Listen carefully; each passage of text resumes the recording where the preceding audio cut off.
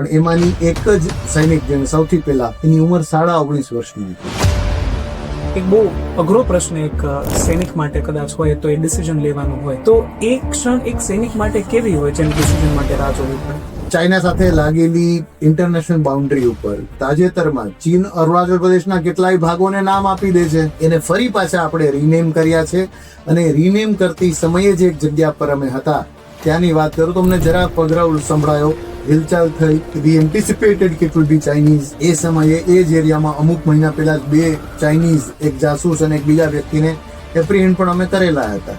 તો એવા સમયે જ્યારે આ થયું અમે બધા લોકો તરત જ એક્શનમાં આવી ગયા. ત્યારે મારી ટુકડીનો અમે 4 જ લોકો ત્યાં, પણ એમાંની એક જ સૈનિક જેને સૌથી પહેલા એની ઉંમર 19.5 વર્ષની હતી. એ તરત જ એક્શનમાં આવે અને એમ કહે, નિયમ તોડતા તોડતા એ પોઝિશન આગળ લઈ લે. પછી સક્સેસફુલી બધું પૂરું થયું પછી અમે એને પૂછ્યું કે ભાઈ કેમ તારે તો આનું તો કરવાનું, તું કેમ આગળ ગયો? तो ही सेज के साहब मैं तो बड़ा जूनियर हूँ, मैं आगे जाता, देख के आता, बताता, जो भी आगे जाता उसको गोली लगनी थी. तो आप लोग सीनियर हो, आपको ज्यादा लड़ना आता है, आप लोग को ज्यादा स्ट्रेटेजी पता है. अगर आप लोग को गोली लगी होती तो आप शायद अच्छे से नहीं लड़ पाते. मैं जाता, मेरा ठीक है सर, इसलिए मैं आगे चला गया.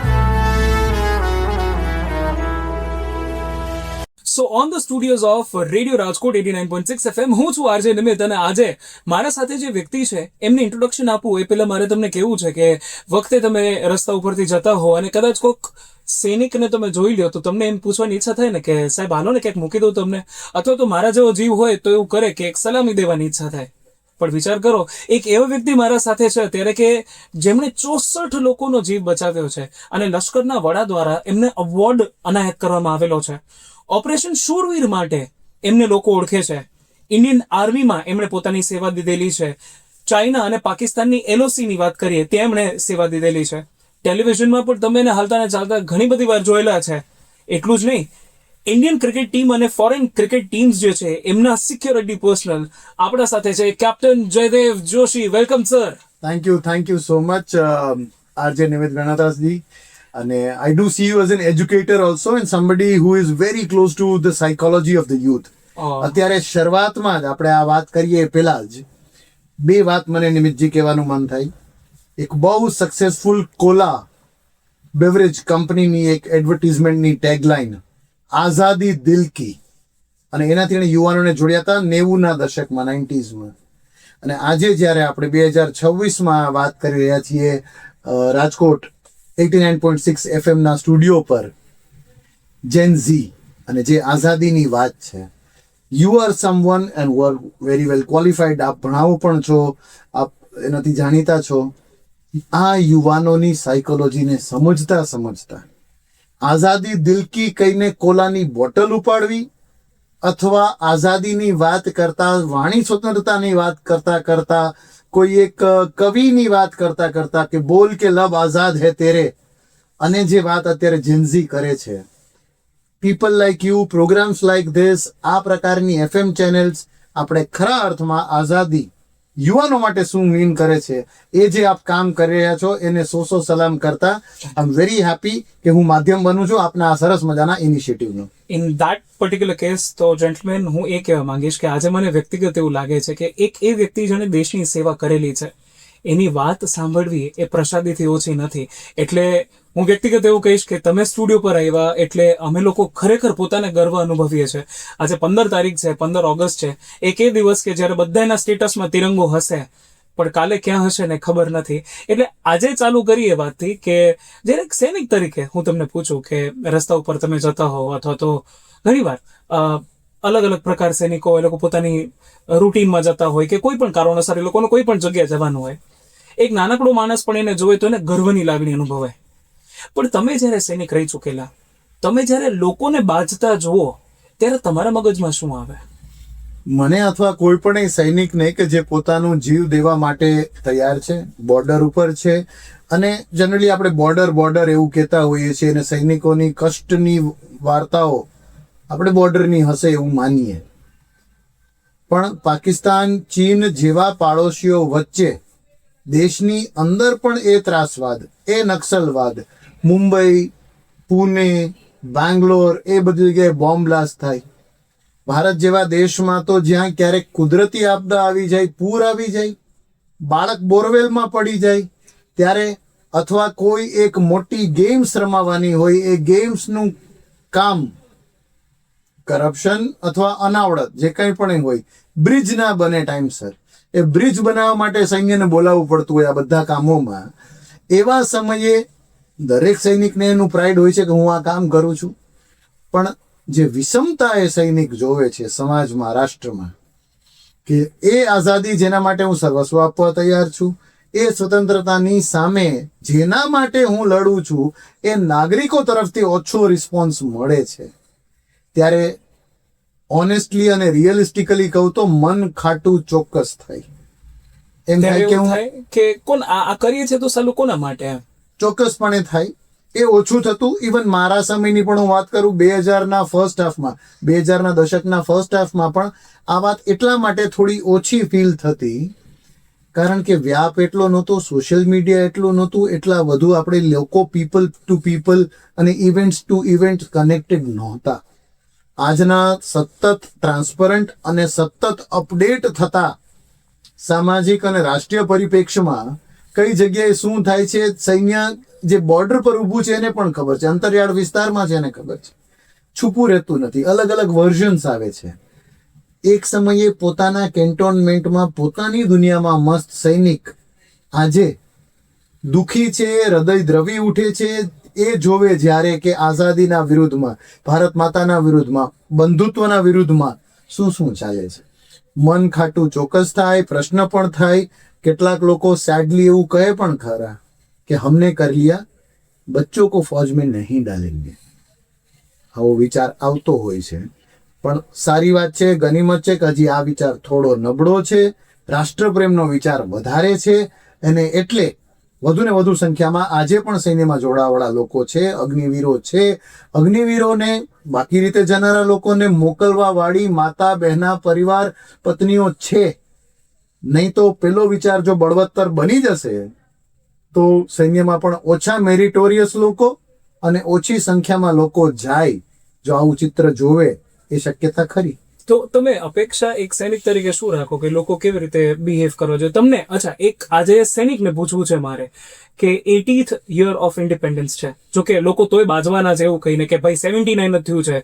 લોકો એવું પણ કહેશે કે ના ના, આજે તો 80 યર ઓફ ઇન્ડિપેન્ડન્સ છે, પણ આપણે કેવું પડશે કે ભાઈ 79th પૂરા થયા છે અને 80મું આ વખતે ઇન્ડિપેન્ડન્સ ડે છે. તો તમે એઝ એન ઇન્ડિવિજ્યુઅલ સૈનિક જ્યારે તમે લોકોને જુઓ તો એ લોકો પાસે શું અપેક્ષા કરો? તમને શું જોઈને મજા આવે કે લોકો આવું કરશે તો મને થોડીક વધારે પ્રેરણા મળશે દેશ માટે કામ કરવા માટે? આજે જ્યારે આપણે આપણા ચેનલ પર લાઈવ જઈ રહ્યા છીએ અને ડિજિટલી પણ જશું, અને આપે પૂછ્યું છે કે 80th દિવસની વાત કરીએ છીએ અને લોકો એવું વિચારશે કે 79 છે, 80th છે, 81st છે, આપણું 15 ઓગસ્ટે છે, પાકિસ્તાનનું તો 14 ઓગસ્ટે છે. તો શું કામે? અને એટલા માટે જરાક with a little fun, joke અને એક કટાક્ષની રીતે કહીશ કે નિમિતજી, આપનો પ્રશ્ન જ ખોટો છે કે 80th ઇન્ડિપેન્ડન્સ ડે છે. આજે આપણે આ રિપબ્લિક ડે જ્યારે મનાવીએ છીએ ત્યારે મને આઝાદી છે ને આઝાદીનો અર્થ જ છે આ તો 80th રિપબ્લિક ડે. ના ના, રિપબ્લિક ડે તો 26 તારીખે છે. આવી ચર્ચા ઘરોમાં થાય છે ને એટલે મેં કટાક્ષ રીતે કીધું કે આમ બોલતા બોલતા બોલાઈ જાય છે, મંચોમાંથી બોલાઈ જાય છે, મોટા મોટા લોકો બોલી દે છે, કારણ કે આપણને ખબર નથી કે 15મી ઓગસ્ટ આપણો રિપબ્લિક ડે છે. હું ફરી પાછું આપણા દર્શકો, શ્રોતાઓને બરાબર એના માટે કહું છું, એમ યાદ રાખીએ, હા ઇન્ડિપેન્ડન્સ ડે છે, પણ લોકો આમ બોલી જતા હોય છે, ખ્યાલ નથી આવતો. ખ્યાલ એટલે નથી આવતો કે આઝાદીની કિંમત આપણને ખબર નથી, અને ગણતંત્ર આપણે બનીએ તો કોન્સ્ટિટ્યુશન દ્વારા આપણને હક પૂરા મળ્યા. હક બધા જ હોય છે, પણ ફરજો પણ છે. ફરજો નિભાવવામાં આપણે છટકબારી ગોતી છીએ, એટલી કે 80th કે 79 નિમિત્તજી રહેવા દો. ઇન્ડિપેન્ડન્સ ડે છે કે રિપબ્લિક ડે છે, એનું પણ આપણું જ્ઞાન અને બોલચાલની આપણી સમજ કેટલી છે એના પર પ્રશ્ન થાય. ઓનેસ્ટલી સ્પીકિંગ, જ્યારે વ્યક્તિ એક નાનકડો માણસ હોય અને એ કદાચ ભૂલ કરે તો એ સમજાય છે કદાચ એના ધ્યાન બહાર વયું ગયું હશે, પણ ઘણીવાર બહુ સારા સારા લોકો જેને વ્યક્તિઓ ડેઝિગ્નેટ કરે છે પોઝિશન ઉપર, એ લોકો બોલે ત્યારે મન થોડું ખાટું થાય ખરા.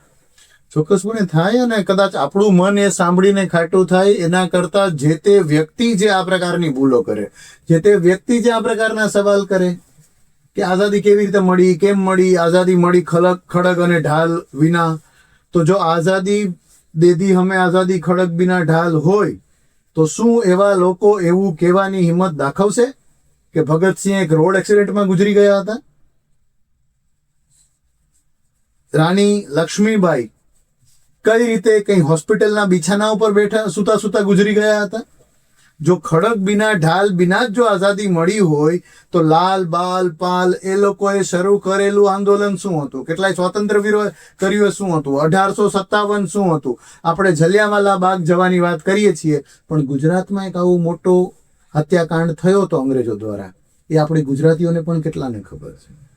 એટલે મન ખાટું તમારું ને મારું એ સાંભળીને થાય એના કરતા આવી ભૂલ કરનાર વ્યક્તિ અને આઝાદીને સરળતાથી લેનાર વ્યક્તિ, આજના દિવસે વાત કરીએ છીએ, પણ ગણતંત્રની ફરજો નિભાવવામાં પણ જે કચાશ કરે એ વ્યક્તિના મનમાં ગિલ્ટનો ભાવ, ગ્લાનીનો ભાવ વધારે થવો જોઈએ, which would be more એપ્ટ.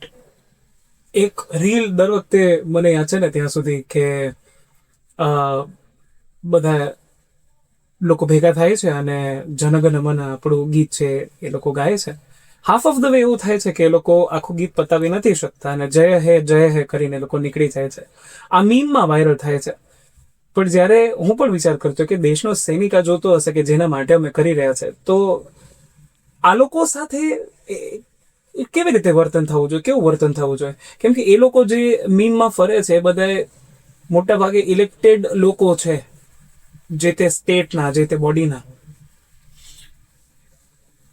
A meme ને સાચું માનીએ, સાચું હશે, સાચું છે જ, અને સાચું ના હોય તો એ અધર દેન ધેટ મીમ ઓલ્સો આવી રીતે જનગણ મન નું કેટલું અપમાન થતું હોય છે આપણે જોઈએ છીએ. રમત ગમતના શરૂઆતમાં, ઇન્ટરનેશનલ ક્રિકેટ મેચેસની શરૂઆતમાં થાય છે. શું અલગ અલગ દેશોમાં એલાઉડ હશે, ભારતમાં નથી, પણ કેમેરામાં સારું લાગે છે એટલે જનગણ મન ગાતી વખતે લોકો પોતાનો જમણો હાથ પોતાના હૃદય ઉપર રાખવાની વાત એ બધું કરતા હોય છે. આપણે ત્યાં સીધું બે હાથ સીધા ટટ્ટાર, કમર સાથે લાગેલા, પગ સુધી હોય એમ સાવધાનમાં ઊભું રહેવું હોય છે. આમ હાથેથી ક્રોસ કરવું એ પણ આપણે જનગણ મનને રિસ્પેક્ટ નથી ગણતા, જે ન થવું જોઈએ, પણ કેમેરામાં સારું લાગે એટલે કેટલાય લોકો કરે છે. આ મીમની આપણે વાત કરીએ એવું ઘણું બધું થાય છે. એ સિવાય પણ જનગણ મનનું રિસ્પેક્ટ કેટલું કરવું. હવે જો કાયદો આવી ગયો છે વંદે માતરમનો, વંદે માતરમના 150માં વર્ષને પણ આપણે સેલિબ્રેટ કર્યું, એને પણ આપણે ઓલમોસ્ટ ઇક્વલ સ્ટેટસ આપીએ છીએ. અમુક મિનિટો, અને જો જનગણ મનની વાત કરીએ તો 52 સેકન્ડ જ આપવાના છે. એ 52 સેકન્ડ આપણે જો ન આપીએ તો માત્ર સૈનિકો નહીં, એવો દરેક વ્યક્તિ જેને કંઈક ને કંઈક તાલ્લુક છે દેશ માટે કંઈક સારું કરવાને. જ્યારે 26/11 મુંબઈમાં થાય ત્યારે માત્ર સૈનિક શહીદ નથી થતા, પોલીસમેન પણ શહીદ થાય છે. કયા પોલીસમેન? જેની પાસે હજી પેલી બોલ્ટ એક્શન વાળી સાદી બંદૂકો છે. એને ખબર હતી કે અમે ખતમ થશું અજમલ કસાબ સામે, પણ તો પણ જઈ અને ખતમ થાય છે. અને આ રીતનો એવો કોઈ પણ વ્યક્તિ કેટલી મહેનત પડતી હશે પૂર્વોત્તર ભારતથી, નોર્થ ઇસ્ટથી આવતી કોઈ એક દીકરીને કોમનવેલ્થમાં કે ઓલિમ્પિક્સમાં મેડલ જીતવામાં, ત્યારે ત્યાં વૈશ્વિક ફલક ઉપર જનગણ મન વાગે, આ પોડિયમ ફિનિશ કરો ને એમાં ગોલ્ડ મેડલ લો તો તમારું નેશનલ એન્થમ વાગે. અને એના માટે એને કેટલો પરસેવો, કેટલું લોહી રેડ્યું હશે. અને એ જો ડિસરિસ્પેક્ટ જોવે તો આ બધાના એફર્ટ્સને આપણે ધોઈ નાખીએ છીએ એવું કહેવાય. અને ન થવું જોઈએ ને એટલા માટે આઝાદીની કિંમત અને આપણી સ્વતંત્રતાના પ્રતીકો, રાષ્ટ્રગાન, રાષ્ટ્રગીત, આપણા રાષ્ટ્રીય પ્રતીકો, ધ્વજ, એનું કરવું જ જોઈએ. કરેક્ટ. હવે પ્રશ્ન એવો આવે છે, કેમ કે તમે આ જઝ્બો જગાડેલો છે, તો હવે હું આખો શો એ પ્રમાણે લેવા જઈશ કે 80 વર્ષે આઝાદી કેટલામાં પડી? આપ રેડિયો અને મીડિયા સાથે કનેક્ટેડ છો અને અત્યારના સમયમાં કહીએ તો સીધી વાત કરવી જોઈએ. અને અત્યારની જો સમય જોઈએ રીલ્સનો અને ડિજિટલ સમય, ટૂંકી વાત કરવી જોઈએ. આઈ વિલ સે આઝાદી ખૂબ મોંઘામાં પડી છે. We have paid a very heavy price for independence. કઈ રીતે? આઝાદી પહેલા પણ આપણે જે કરતું રહેવું પડ્યું, અને એ સમયના જયચંદો, એ સમયના અંગ્રેજી સરકાર સાથે સાંઠગાંઠ કરીને બની બેઠેલા આપણા જ ભારતીય મિત્રો, આઝાદી પછી પણ અને આઝાદીને ટકાવી રાખવા માટે જજુમતા કેટલાય લોકો ને નડતર રૂપ થનાર લોકો, એમના એફર્ટ્સ અને એના કારણે જે જાન ખુવારી થઈ, જે ડેવલપમેન્ટમાં આપણે પાછળ રહ્યા હોય અમુક દશકો માટે, કે એ બધું જે છે, આ બધું જોતા બહુ મોંઘી તો પડી જ છે આઝાદી. સરળ જરાય નહોતું આ આઝાદી મેળવવું. જે વાત છે કે યસ કે વર્લ્ડ વોર II પછી અંગ્રેજ ટકાવી શકે એમ નહોતા આટલું મોટું એમ્પાયર, અને એટલે તો મળતા મળતા મળી ગઈ આઝાદી. યસ, હોઈ શકે, એક ફેક્ટર હોઈ શકે, પણ એ એકમાત્ર ફેક્ટર નહોતું. આપણે આઝાદી ખાલી ગિફ્ટમાં નથી લીધી, આપણે મેળવી છે, અને મોટી કિંમત ચૂકવીને મેળવી છે. કોઈ એવો ઇન્સિડન્ટ જે તમને યાદ આવે, જે તમે એલઓસીમાં હતા, બીટ ચાઇના અથવા પાકિસ્તાન? એક બહુ અઘરો પ્રશ્ન એક સૈનિક માટે કદાચ હોય તો, એ ડિસિઝન લેવાનું હોય, ઉપરથી ઇન્ફોર્મેશન આવે અને ત્યાર પછી એક્ટ કરવાનું હોય, તો એ ક્ષણ એક સૈનિક માટે કેવી હોય જેને ડિસિઝન માટે રાહ જોવી પડે? ડિસિઝન માટે રાહ જોવું ઘણું બધું ફ્રસ્ટ્રેટિંગ હોય છે, હે ને. આઈ keep it as direct and as straight forward to it કે સામે જોઈએ છીએ, દુશ્મન છે, અટેક કરવાનો છે, જરૂરી છે, નહીં કરીએ તો આમ થશે, તો એ રાહ જોવું ફ્રસ્ટ્રેટિંગ ચોક્કસ થાય. પણ આપણે એક ઇન્સિડન્ટની વાત કરી તો, કે એવો સારો ઇન્સિડન્ટ વિચ આઈ વિલ સે, અને મે બી સારી બાબતો હજી સુધી તો ઓવરપાવર કરે છે નબળી બાબતોને, એ સારી વાત છે. ચાઇના સાથે લાગેલી ઇન્ટરનેશનલ બાઉન્ડ્રી ઉપર જે ઈસ્ટર્ન મોસ્ટ ટીપ છે ભારતની, અને હમણાં તાજેતરમાં ચીન અરુણાચલ પ્રદેશના કેટલાય ભાગોને નામ આપી દે છે અને એમ દેખાડે છે કે અમારા નો ભાગ છે. એને ફરી પાછા આપણે રીનેમ કર્યા છે, અને રીનેમ કરતી સમયે જે એક જગ્યા પર અમે હતા ત્યાંની વાત કરું તો અમને જરા પગરવ સંભળાયો, હિલચાલ થઈ. વી એન્ટિસિપેટેડ કે ઇટ વિલ બી ચાઇનીઝ. એ સમયે એ જ એરિયામાં અમુક મહિના પહેલા જ 2 ચાઇનીઝ, એક જાસૂસ અને એક બીજા વ્યક્તિને એપ્રિહેન્ડ પણ અમે કરેલા હતા. તો એવા સમયે જ્યારે આ થયું, અમે બધા લોકો તરત જ એક્શનમાં આવી ગયા. ત્યારે મારી જ ટુકડીનો અમે 4 જ લોકો ત્યાં હતા, પણ એમાંની એક જ સૈનિક જેને સૌથી પહેલા, એની ઉંમર 19.5 વર્ષની હતી.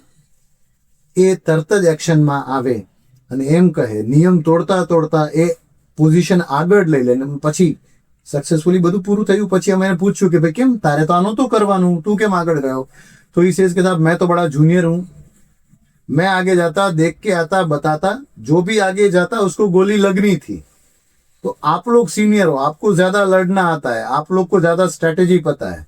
अगर आप लोग को गोली लगी होती तो आप शायद अच्छे से नहीं लड़ पाते. मैं जाता, मेरा ठीक है सर, इसलिए मैं आगे चला गया. આવી રીતે ખરેખર આગે વધીને આગળ જઈને કૂદીને પોતે હતાહત થાય, પોતે ખતમ થાય, તો પણ તૈયારી રાખનારા લોકો જ્યાં સુધી છે ત્યાં સુધી આપણને એવું લાગે કે ભાઈ યસ, કોઈ એવા ઇન્સિડન્ટ્સ કે જેનાથી આપણને એમ લાગે કે ના, દેશ માટે હજી પણ કરનાર લોકો છે જ. અને આપણી માતાઓ, બહેનો, પરિવાર, ઘર, વડીલો આવું જ નર્ચરિંગ કરતા રહેશે તો આ જ પ્રકારની પેઢી દેશને મળતી રહેશે. થોડાક સમય પહેલા ઇન્ડિયા પાકિસ્તાનના યુદ્ધના ભણકારા જેવું થયેલું, ત્યારે તમારા હિસાબે એક સૈનિક બેડામાં જે વાત થતી હોય, કેવી વાત થતી હોય? ઓપરેશન સિંદૂરની આપણે વાત કરીએ છીએ, અને ઓપરેશન સિંદૂર એ તાજેતરના સમયમાં પાકિસ્તાન સામે કરેલું, અથવા કોઈ પણ દેશે બીજા દેશ સામે કરેલું એક મોટું મિલિટરી એક્શન કહી શકાય. હું અત્યારે એક્ટિવ સર્વિસમાં નથી, પણ જે લોકો સાથે સંપર્ક છે, અમારા કોર્સમેટ્સ છે, બાકી બધું ન્યૂઝપેપરમાં જે ઓપન સોર્સમાં મળે છે, બધામાંથી આ વખતે the reaction time was very less. એટલે કોઈ પણ પ્રકારના રિએક્શન કે શું વાતચીત થતી, શું પ્રતિભાવ હશે, એનો પણ ટાઈમ નહોતો. એમણે આ એટેક કર્યો, 10, 12, 15 દિવસ આખા દેશમાં એ ભાવના થઈ કે આનો પ્રત્યુત્તર આપવો જોઈએ. તો એ સમયે પણ ટાઈમ નહોતો. સૈન્ય તરત જ તૈયારીમાં લાગી જાય. વી પ્રિપેર્ડ ફોર ધ વર્સ્ટ. તો એ તરત જ તૈયારીમાં લાગી ગયા હશે, ટાર્ગેટ આઈડેન્ટિફાઈ કરવા માંડ્યા હશે, બેટલ ગ્રુપ્સ, સૈન્યની ટોળી નાના ગ્રુપમાં બટી જાય કે જો લડવાનું થશે તો આવા બેટલ ગ્રુપ અમારા હશે. એ થઈ ગયું હશે. એક્શન લઈ લીધા પછી તો જે અમુક 4-5 દિવસો આપણે જોયા, એ પણ એટલા જ એક પછી એક ક્વિક એક્શન વાળા હતા કે વિચારવાનો ટાઈમ નહોતો. અને સમય હોય અથવા ના હોય, ડિફેન્સ ફોર્સિસ એ જ રીતે કામ કરે છે કે given target within given time frame અને કોઈ હ્યુમન ઇમોશન્સ વગર. અને આ બધી વાતનો ક્રેડિટ એ જાય છે કે જે પ્રકારની મિલિટરી ટ્રેનિંગ અમે લેતા હોઈએ છીએ એનાથી, જ્યાં માત્ર ને માત્ર એમ મકસદ જે છે એને પ્રાધાન્ય છે, હ્યુમન ઇમોશન્સ ટાઈમ શું થશે એ બધું from તમે કીધું secondary. કે એ હ્યુમન ઇમોશન્સ પર ટાઈમ નથી હોતો, તો જ્યારે let's be in to this mode wherein તમે જ્યારે એલઓસી ઉપર છો, બી ચાઇના, તમે પાકિસ્તાન પણ સર્વ કરેલું છે એલઓસીમાં, ત્યાં સામે જ્યારે કોઈ વ્યક્તિ ઊભું છે અને ખબર છે કે ગોળીબારી થાય છે, તો એક સૈનિક પેલી વસ્તુ શું વિચારતો હોય? એનું ફેમિલીને યાદ નથી આવતું હોતું ક્યારેય? ફેમિલી યાદ આવતું જ હોય છે, અને કદાચ ફેમિલી યાદ આવે અને ફેમિલીનો સપોર્ટ રહે, ફેમિલીના સપોર્ટ થકી જ કદાચ અમે સૈનિકો પણ બનતા હોય છે. નહીં તો જવું પણ કદાચ અઘરું હોય, કદાચ રોકી લે, ઘરે મનાવી લે, પણ જ્યારે ત્યાં છીએ ત્યારે યસ ફેમિલી ચોક્કસ યાદ આવે. કોઈને ફેમિલી, હું સૈનિકની વાત નથી કરતો, પણ કોઈને ફેમિલી એવી રીતે પણ યાદ આવી શકે કે અરે મને કંઈક થઈ જશે દેશને બચાવતા બચાવતા કે કંઈક કરતા કરતા, તો પછી મારા પરિવારનું કોણ, એવો નેગેટિવ વિચાર પણ આવે. પણ એક વિચાર જે મહદ અંશે દરેક સૈનિકને આવતો હશે એ પણ આવે કે આ કરતા કરતા જો હું સુપ્રીમ સેક્રિફાઈસ આપું, જો હું શહીદ થાઉં, તો હું કેટલી ગ્લોરી, કેટલી ગરિમા, કેટલું ગૌરવ મારા પરિવાર માટે લઈને આવીશ. તો જાણે શહાદત આપવા માટે હુતાત્મા બનવા માટેની જાણે રેસ લાગી હોય, અને મારા પરિવારને ખબર પડશે કે આણે હૃદય ઉપર, છાતી ઉપર ગોળી ખાધી છે, પીઠ ઉપર નહીં. એ જો ખબર પડશે, એવી રીતે ફેમિલી ચોક્કસ યાદ આવે કે મોકો મળ્યો છે માતૃભૂમિ માટે કંઈ કરવાનો, સુપ્રીમ સેક્રિફાઈસ કરીને જઈશ, પરિવારને ગ્લોરી મળશે. એવી રીતે પરિવાર ચોક્કસ યાદ આવે કે I have to make my family proud.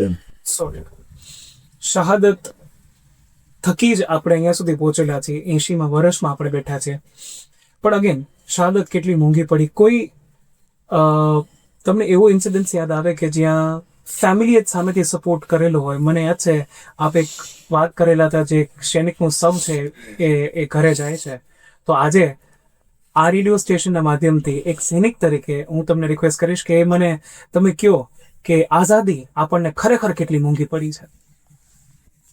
જે આપણે થોડી વાર પહેલા મેં વાત કરી નિમિત સાહેબ, એ જ હું ફરીથી કહીશ કે આઝાદી મોંઘી તો ચોક્કસ પડી છે. મોંઘી કદાચ નફા નુકસાનના રીતે ન જોઈએ, પણ અત્યંત અનમોલ હીરાઓને લઈ ગઈ આઝાદી, અને એવા કેટલાય પરિવારોને સૂના કરી ગઈ આઝાદી. એ રીતે તો મોંઘી પડી જ છે. એક ટકાવી રાખવા માટે પણ મોંઘી છે. અને જે આપણે અગાઉ ચર્ચા થતી હતી એને કોટ કરીને આપ કહો છો જે ઇન્સિડન્ટની વાત, હું એને દુર્ભાગ્ય કહું કે સૌભાગ્ય કહું એ મને હજી પણ ખબર નથી, પણ એ મારા જીવનમાં બનાવ બન્યો હતો. અમે એક જગ્યાએ પોસ્ટેડ હતા, જમ્મુ કાશ્મીરમાં કોઈ એક સૈનિકનું ડેડ બોડી કોફિનમાંથી અમારી પાસે આવે છે, અને અમારે એના જે તે ગામડામાં લઈ જઈને એને વિથ ફૂલ મિલિટરી ઓનર્સ અંતિમ ક્રિયામાં સહયોગ કરવાનો છે, સલામી આપવાની છે, પરિવારને એમનું પાર્થિવ દેહ સોંપવાનો છે. એ જ્યારે કામ મળ્યું ત્યારે જે સ્થિતિ હતી, ટ્રાઇબલ વિસ્તારનું અંતરિયાળ એવું ગામ, જંગલ જેવી જગ્યા, પહોંચવું અઘરું થઈ પડે, નદી નાળા કેટલા બધા ક્રોસ કરતા કરતા અમે ત્યાં પહોંચીએ છીએ. એ ગામડામાં પહેલી વાર કંઈક 2008 કે 9 ની કદાચ વાત કરું છું આપને, ત્યારે પણ જે તે ગામમાં માત્ર ફાનસનું અજવાળું અને ક્યાંક ક્યાંક પેટ્રોમેક્સ અથવા જનરેટરથી ચાલતી લાઇટો, કારણ કે રાત્રે લાઇટ વીજળી કાપ હોતા ત્યાં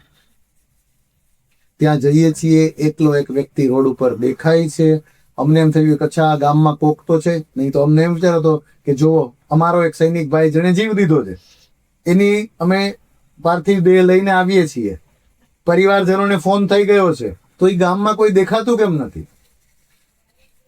એ સ્થિતિમાં અમે જાય, અચાનક એક વ્યક્તિ દેખાય છે, અમને એની ખુશી થાય છે. એ આમ આગળથી હાથ વેવ કરીને અમને એ જગ્યાએ લઈ જાય છે, એના ઘર સુધી લઈ જાય છે. ઘરે પહોંચીએ છીએ ત્યારે નીચે ઉતરીને વાહનમાં જે અમે હતા, હું જોઉં છું તો એ જે વ્યક્તિ હતા એને જે ટી શર્ટ પહેરેલું હતું એ રેજિમેન્ટલ ક્રેસ્ટ, જે મૃત સૈનિક છે એનું જ રેજિમેન્ટનું ટી શર્ટ એને પહેરેલું હતું. એ જોઈને અમારી આંખો ભરાઈ આવે છે કે આજે એમને એનું ગૌરવ છે. અને એક બે વાક્યોમાં જ પ્રશ્ન પૂછીને ખ્યાલ આવે છે કે આ કરનાર એ મૃત સૈનિકના પિતા ખુદ હતા, કે જે અમને ગામના પાદર કે એથી આગળ સુધી આવા અંતરિયાળ ગામમાં લેવા આવ્યા. અને પછી એમ થોડા અમે ગિલ્ટી ફીલ થયા અને એમ પણ થયું, એપ્રિહેન્સિવ અમે હતા કે આખી વાતને કઈ રીતે લેશે, કે સૈન્યએ મારો દીકરો લઈ લીધો, 36 લક્ષણો યુવાન લઈ લીધો. એની બદલે proudly he was wearing the T shirt of the regiment which his son was into. અને એ જ્યારે જોઈએ ને, એ જે ફાધર વાત કરે ત્યારે આપણને એમ લાગે કે આવા તો કેટલાય પિતાઓએ પોતાના પુત્રો ગુમાવ્યા છે. આટલી મોંઘી આઝાદી મેળવી અને ટકાવી રાખવી એ પડ્યું છે. એક બહુ વિયર્ડ ક્વેશ્ચન આજે તમને પૂછું છું.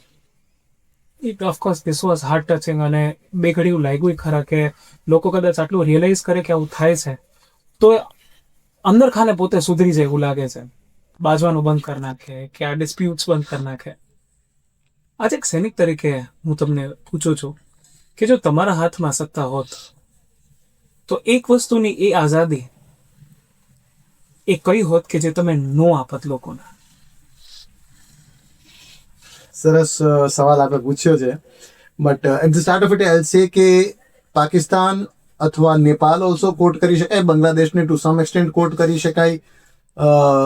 એ રેફરન્સ લાવવો અહીંયા ખૂબ જરૂરી છે કે આ જ એક મોટી ટ્રેનિંગ ઇન્ડિયન આર્મ ફોર્સિસમાં છે કે પોલિટિકલ પાર્ટી સરકાર કેટલીય વીક કેમ ના હોય, તેમ છતાં they are elected by the people of India. જે લોકો દેશને પ્રતિનિધિત્વ કરે છે એ આપણે સૌ નાગરિકો છીએ, અને આપણા ચૂંટેલા પ્રતિનિધિને સત્તા પલટો કરીને ઉથલાવી દેવા, કૂ કરવું, મિલિટરી કૂ અને મિલિટરી ડિક્ટેટોરિયલ શાસન લાવવું એ ભારતીય ઇતિહાસમાં ક્યારેય બન્યું નથી. Which is 3 cheers and hats of to the Indian arm forces ના શિસ્ત અને ડિસિપ્લિનને.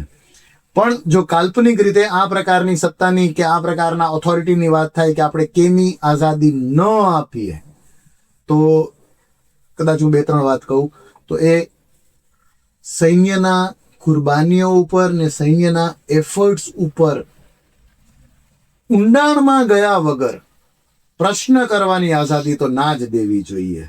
કે કોણ કહેતા હે વહાં કિતને મરે, ઉધર તો ખાલી કૌવે મરે હૈ, આવી વાતો જે થતી હોય છે, કમસે કમ આ પ્રકારની આઝાદી તો ના જ મળવી જોઈએ.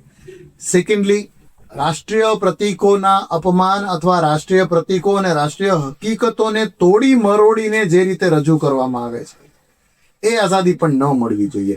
ફ્રીડમ ઓફ સ્પીચના નામે અત્યારે જે આપણે સૌ લોકો હોય, TV, video, OTT, social media, ત્યાં એવી વાતો જે દેશની ગરિમાને આઘાત કરે એ પ્રકારની વાત, even at the cost of curbing a little bit of freedom of speech, ન થવી જોઈએ. કર્બ થોડો નેગેટિવ શબ્દ છે, પણ સ્ટ્રોંગ સ્ટિપ્યુલેટેડ ગાઈડલાઇન્સ રાખો કે આ તો નથી જ બોલવાનું, આ તો નથી જ કરવાનું. એ કમસે કમ એ આઝાદી સ્વતંત્રતાની બદલે એ સ્વચ્છંદતા છે એ સમજતા સમજતા થોડું રિસ્ટ્રિક્ટિવ રહેવું જોઈએ. એકાદ હજી કોઈ આઝાદી છે તમે લઈ લેવા માંગતા હો? પુરુષ પ્રધાન એવા આ દેશમાં પુરુષો દ્વારા સ્ત્રીઓ ઉપર, બહેનો ઉપર, દીકરીઓ ઉપર કહેવાતા ભગવાનના સ્વરૂપ ધરતી ઉપરના એવા ડોક્ટરો દ્વારા પણ જે ભ્રૂણ હત્યા, સ્ત્રીઓ ઉપરની એટ્રોસિટીઝ, દીકરીઓ ઉપરની એટ્રોસિટીઝ, શરીરની રીતે બીજી રીતે ભગવાને પુરુષ અને સ્ત્રીને અલગ બનાવ્યા છે. પુરુષે પોતાનું ડોમિનન્સ અથવા પેટ્રિયાર્કીને ચાલુ રાખવા માટે મેલ ચાઇલ્ડ જ હોવું અથવા કોઈને દબાવવા, મારવા, યાતના પહોંચાડવી, રેપ્સ ને બધું જે છે એ તો ના થાય.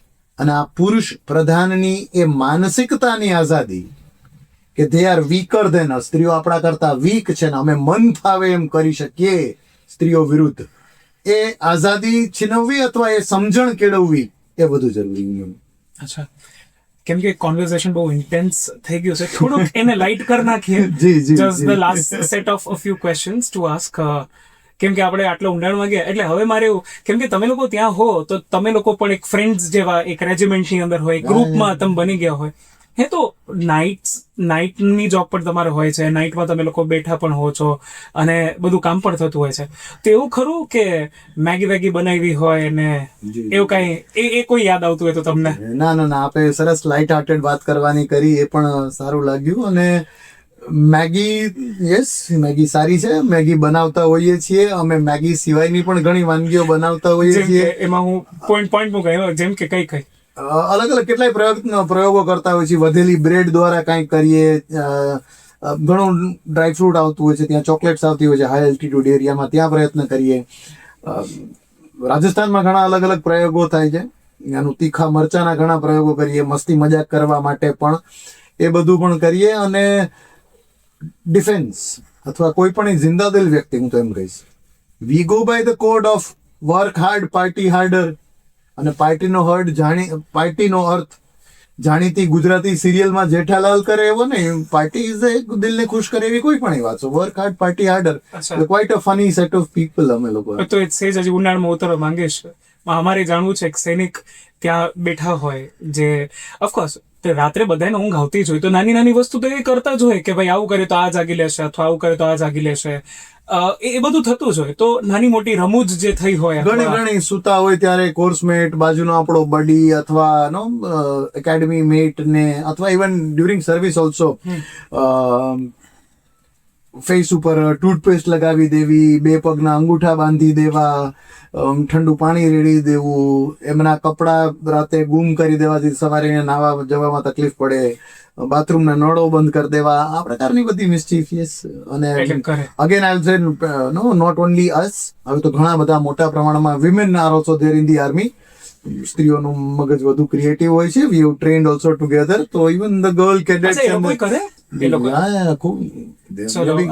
આપણે કેમ કે તમે થોડીક વાર પહેલા કીધું હતું કે પુરુષ પ્રધાન છે એટલે એવું ના થવું જોઈએ, તો સ્ત્રી પ્રધાન થોડીક વાર આપણે વિચાર કરી લઈએ. એ લોકો શું કરે છે એ વાત કરો. એ લોકો પણ ઘણી અલગ અલગ મસ્તીઓ કરતા હોય છે. And which we have been part to, we have been train together, we have work together. પણ એ લોકો પણ ઘણી they are also very jovial and funny people. તમે હજી એ વાત કાઢતા નથી એક્ઝેક્ટલી શું થાય છે. No, maybe next time આપના શોમાં જ્યારે કોઈ મારી જેમ a lady officer, a lady cadet or a lady Agniveer હોય ત્યારે it will be better. તો balance of the genders રહે. ડેફિનેટલી આપણે કરવાની ટ્રાય કરવી છે અને કરવું જ છે. કેમ કે તમે લોકો આવો એનાથી અમારું ગૌરવ વધે છે. જ્યારે પેલું કહેવાય ને કે ઘરમાં કોઈ એ પાત્ર આવે કે જેનાથી ઘર આખું રણિયામણું થઈ જાય. તમે રાજકોટમાં, સૌરાષ્ટ્રમાં, ગુજરાતમાં કે ભારતમાં જ્યાં પણ પગ ધરો છો એ જગ્યા ઓફકોર્સ રળિયામણી થઈ જાય છે. એટલે we are very proud of it. પણ જતા જતા ખાલી એટલું પૂછવું છે મારે તમને કે તમારે ઇનફેક્ટ પૂરું કરીએ પહેલા મને હજી એક વાત યાદ આવે છે કે રાજકોટના પણ ઘણા બધા પરિવારો એવા છે કે જેણે શહાદત આપેલી છે અને એમના માટે કરેલું છે. એક કોન્વર્ઝેશન આપણું એવું થયેલું હતું જ્યાં તમે વીરપુરની વાત કરેલી હતી, વીરપુર હાઉસની વાત કરેલી હતી. એના વિશે જો તમે કંઈ કહી શકો તો. ના, ઘણા લોકો એમ આઈ સે સ્વતંત્રતા પહેલા પણ સ્વતંત્રતા પછી પણ ઘણા લોકોએ ઘણી બધી કુરબાનીઓ આપી છે. જે કોન્ટેક્સમાં વાત છે, આઈ કમ ટુ દેટ સૂન. પણ કારગિલમાં પણ ઘણા ગુજરાતીઓ જે આપણા સૌરાષ્ટ્ર વિસ્તારના છે એ લોકોએ માર્ટિડમ અટેન કરેલું છે, શહાદત આપેલી છે. એમના ઉપર પુસ્તકો પણ લખાણા છે. આપણે અહીંના જ એક પૂર્વ સૈનિક છે નેવીના, મનનભાઈ ભટ્ટ, પેટી ઓફિસર હતા એ નેવીમાં, સબમરીન વોરફેરમાં ઘણું સારું કામ કર્યું છે. એમણે પણ પુસ્તક લખ્યું છે. બીજા કેટલાય લોકોએ, ગુજરાત સરકારે પણ એક પુસ્તક બહાર પાડ્યું હતું આ રીતે જે લોકો શહીદ થયા છે એ. અને જે કોન્ટેક્સમાં હું વાત કરતો હતો એ હતું કે કેટલાક આપણા જૂના રજવાડાઓએ પણ પોતાના નામમાં, પોતાના ક્રેસ્ટમાં, પોતાના ધ્યેય વાક્યમાં એ સમયના તત્કાલીન જે એમનું સ્ટેટ એમ્બ્લમ હતું એમાં સ્વતંત્રતાને કેટલું મહત્વ આપ્યું છે. સ્વાતંત્ર્યમ પરમ સુખમ, આવી વાત આપણા નજીકના કાઠિયાવાડના રોયલ ફેમિલીઝના એમના ક્રેસ્ટમાં, એમનામાં લાગેલી છે. અને સ્વતંત્રતાને, અને ટોકિંગ ઓફ રાજકોટ, આપણે ત્યારે રાજકોટમાં બેઠા છીએ, તો પ્રજાના સુખથી સુખી રહેવું કે પ્રજાને સુખી કરવી એ ધર્મ છે. આવું જ તો ક્રેડો ને આવી જ તો ક્રિસ્ટાઇન આપણા રોયલ ફેમિલીઝની છે, લગભગ દરેકની. આપણે ગણીએ તો સમય ખૂટી જાય, પણ આ પ્રકારનું પ્રતિનિધિત્વ કરવાનું તત્કાલીન સમયે પ્રિન્સલી સ્ટેટ્સ પણ કરતા હતા. આપણા મનમાં અંગ્રેજોએ જે તે રજવાડાઓ આપણું શોષણ કરતા જ માત્ર છે, એ બહુ નવો વિચાર છે. અચ્છા. એ આ અંગ્રેજોએ આપણા મનમાં એ વિચાર કર્યો કે આ જે પ્રિન્સલી સ્ટેટ્સ હતા એ માત્ર તમારું શોષણ કરતા હતા. So it's not so. They valued it, they died for it. Correct. So thank you so very much સ્ટુડિયોમાં આવવા બદલ.